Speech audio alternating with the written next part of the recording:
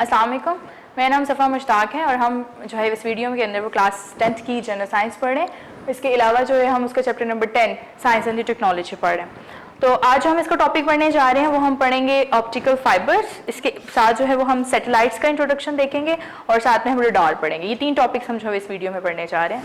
तो सबसे पहले हम देखते हैं फाइबर ऑप्टिक्स। फाइबर ऑप्टिक्स से पहले ना हम लाइट का एक बिहेवियर चेक करते हैं। लाइट जो काम करती है, जब लाइट एक मीडियम से दूसरे मीडियम में सफ़र करती है, लाइक ये जो है ग्लास है और ये एयर है। जब ये एक मीडियम से दूसरे मीडियम में करती है और अगर ये अपने क्रिटिकल एंगल से जितनी हो तो ये बिल्कुल सीधी रिफ्लेक्ट हो जाती है। लेकिन जैसे जैसे ये वाला जो एंगल है, ये एंगल कहलाएगा इंसिडेंट और ये वाला एंगल कहलाएगा रिफ्रैक्टेड। यानी ये वाली जो लाइन है ये कहलाएगी इंसिडेंट रे और ये वाली लाइन कहलाएगी रिफ्रैक्टेड रे। अब जो इंसिडेंट रे है ये वाली जो कि ये निकल रही है, जैसे जैसे ये बढ़ती जाएगी वैसे वैसे रिफ्रैक्शन भी बढ़ती जाएगी। जैसे जैसे ये बढ़ती जा रही है वैसे वैसे रिफ्रैक्शन भी ज़्यादा होती जा रही है। एक पॉइंट आएगा जब ये क्रिटिकल के बराबर हो जाएगी। क्रिटिकल एंगल कौन सा है कि अब ये बिल्कुल मीडियम के ऊपर यहाँ पे सफ़र करेगी। अब ये वाला एंगल क्रिटिकल है। ये क्रिटिकल क्यों है कि अब वो बिल्कुल यहाँ तक पहुँच गई है, यहाँ तक। अब आपने इससे मज़ीद इसको किया, मज़ीद इसकी इंसिडेंट ज़्यादा हुई, फिर ये रिफ्रैक्शन नहीं होगी, फिर रिफ्लेक्शन हो जाएगी। बताती हूँ, रिफ्रैक्शन और रिफ्लेक्शन में फ़र्क है। रिफ्लेक्शन होता है एक चीज़ से टकरा के रोशनी का अपने मीडियम में वापस आ जाना। यानी फॉर एग्जांपल ये सामने ऑब्जेक्ट है, इसके साथ टकरा के वापस अपने मीडियम में वापस आ जाना, दिस इज कॉल्ड रिफ्लेक्शन। और एक मीडियम से टकरा के दूसरे मीडियम में एंटर हो जाना, लेकिन अपनी जगह से थोड़ा मुड़ जाना। एक मीडियम से दूसरे मीडियम में एंटर हो जाना, लेकिन अपनी ये देखें, इसने बिल्कुल सीधा जाना था लेकिन ये क्या हुआ, अपनी उससे मुड़ गया, बेंड हो गया। इसको हम बोलते हैं रिफ्रैक्शन। ये है रिफ्रैक्शन और ये है रिफ्लेक्शन।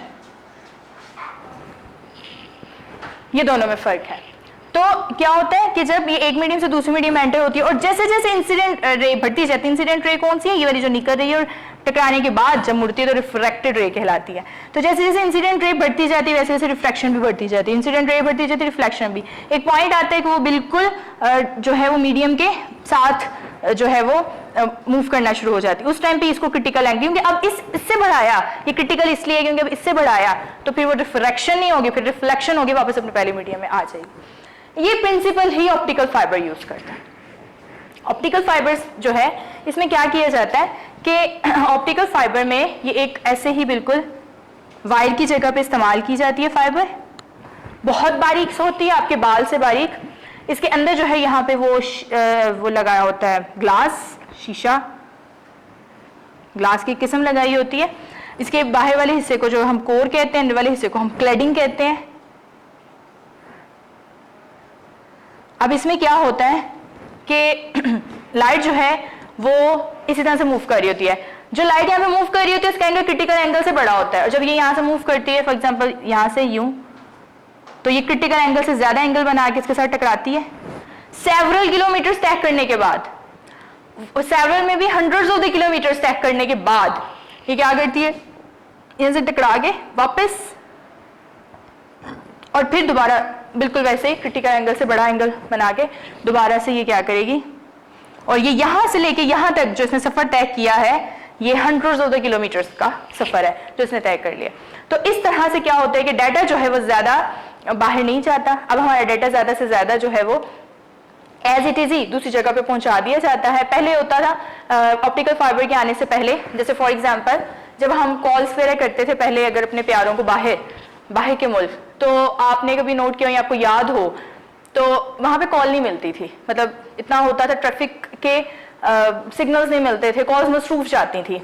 लेकिन अब ऑप्टिकल फाइबर की वजह से क्या हो गया हुआ है कि वहां पे एक ही टाइम पे आप जो वो बहुत ज्यादा कॉल्स को अब हम मैनेज कर सकते हैं।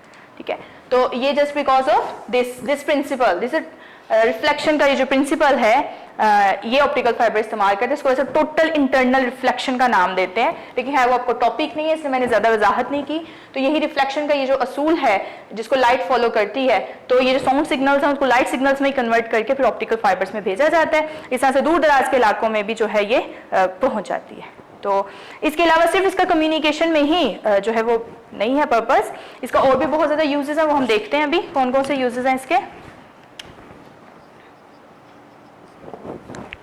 ऑप्टिकल फाइबर को आजकल इस्तेमाल किया जाता है, डॉक्टर्स इस्तेमाल करते हैं हमारे इनर ऑर्गन्स को देखने के लिए, यानी दूसरे लफ्ज़ों में बात करूं तो एंडोस्कोपी में और इसके अलावा लाइट पाइप के जरिए।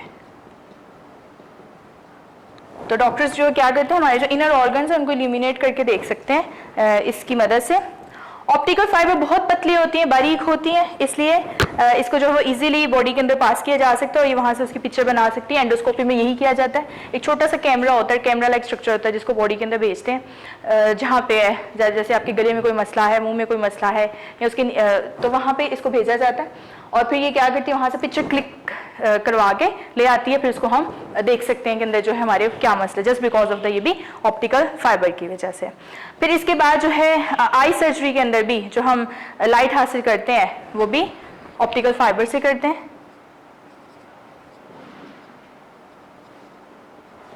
आई सर्जरी के दौरान इसके अलावा जो है ऑप्टिकल फाइबर जो है ये क्या करता है, thousands of the telephone calls को एक टाइम पे मुंतकिल करवा सकता है। जैसे हमने अभी बात की कि अब हमारी लाइन जो है वो बिजी नहीं जाती, हम बहुत इजीली जो है हमारी कॉल मिल जाती है, ये भी ऑप्टिकल फाइबर की वजह से।